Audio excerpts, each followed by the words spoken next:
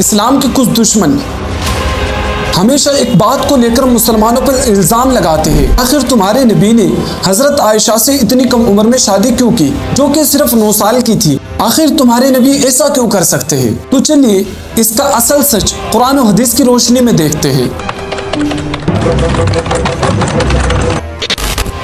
आज से 1400 साल पहले के अरब ज़माने को समझिए। उस वक्त सोसाइटी में आज जैसे modern schools, hospitals and health care hospitals बिल्कुल भी नहीं थे। लड़के और लड़कियां बहुत जल्द जवान हो जाया करती थी। अरब कल्चर में एक बात थी कि लड़कियां 9 से 10 साल की उम्र में फिजिकली और मेंटली बालिग हो जाया करती थी और फिर उनकी शादियां कर दी जाती थी। लेकिन इस्लाम ने एक कानून रखा, जब लड़के और लड़कियां अक्लमंद हो जाएंगे और जिम्मेदारी उठाने के काबिल हो तभी उनकी शादी होगी। आप पहले जरा ये समझिए, हजरत आयशा रज़ियल्लाहु ताला अन्हा हजरत अबू बकर सिद्दीक रज़ियल्लाहु ताला अन्हु की बेटी थी, जो कि इस्लाम लाने वाले मर्दों में सबसे पहले थे।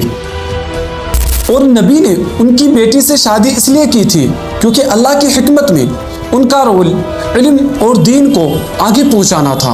और इसमें कोई शक नहीं है कि हजरत आयशा की वजह से हम तक 2000 से ज़ायद हदीसें पहुंची हैं। आप जरा एक मर्तबा सोचिए कि अगर हजरत आयशा रज़ियल्लाहु ताला अन्हा इतनी छोटी होती तो इतना बड़ा दीन हम उम्मत तक कैसे पहुंच पाता।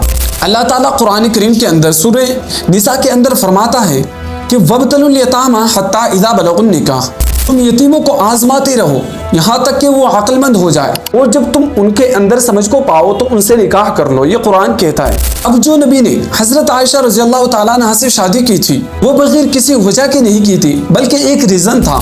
हजरत आयशा रज़ियल्लाहु ताला अन्हा खुद कहती है, मुझ जैसी लड़की की शादी एक नबी से होना मेरे लिए एक बहुत ही खुशखबरी की बात है। हजरत आयशा रज़ियल्लाहु ताला अन्हा उस वक्त बहुत ही अक्लमंद थी और उस जमाने में इतनी कम उम्र में शादी होना एक आम सी बात थी।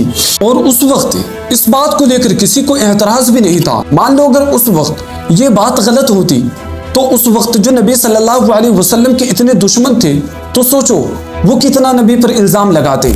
नबी सल्लल्लाहु अलैहि वसल्लम के दुश्मन तो कोई बहाना ढूंढते थे नबी पर इल्जाम लगाने के लिए, लेकिन कभी एक बात पेश नहीं आई कि नबी पर हजरत आयशा की वजह से इल्जाम लगाया गया हो।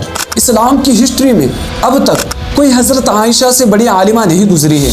और दूसरा, नबी सल्लल्लाहु अलैहि वसल्लम का हजरत आयशा से शादी करना कोई दुनियावी मकसद नहीं था, बल्कि दीन को उनके जरिए से आगे पहुंचाना था। और यही अल्लाह की हिकमत थी कि नबी सल्लल्लाहु अलैहि वसल्लम की शादी हजरत आयशा रज़ियल्लाहु ताला अन्हा से हुई।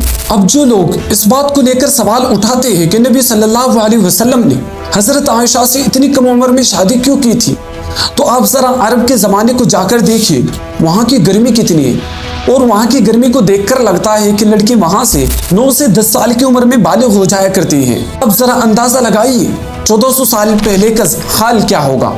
इस्लाम में हर अमल के अंदर कोई ना कोई मकसद होता है, और हजरत आयशा रज़ियल्लाहु ताला अन्हा ने ही हमको बताया कि एक औरत इस्लाम में कितना बड़ा रोल प्ले कर सकती है।